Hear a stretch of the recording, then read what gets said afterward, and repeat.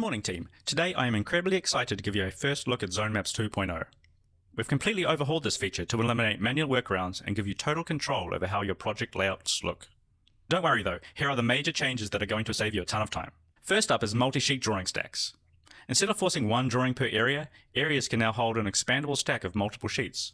You can select, rename, or delete sheets individually. We've also added a powerful keyword search right here in the navigation panel that instantly filters your areas and sheets, making it easy to jump exactly where you need to go on massive plans. Next, let's talk about visual clarity. We now have a Drawing Opacity Slider. Watch how I can dim the background blueprint to make our colored zones and task layers pop without losing any crispness on our text.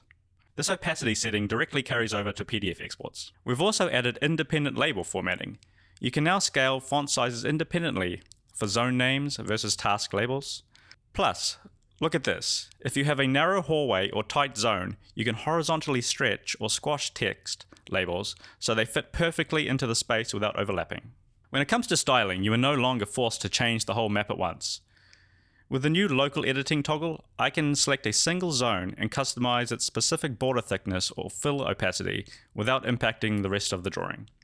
Switching back to global mode seamlessly preserves your core layout. Finally, we've upgraded roadblock handling.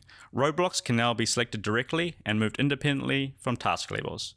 Even better, you can toggle a dedicated polygon shape specifically for a roadblock, giving field teams an immediate visual cue of exactly where a project delay is physically occurring on the site.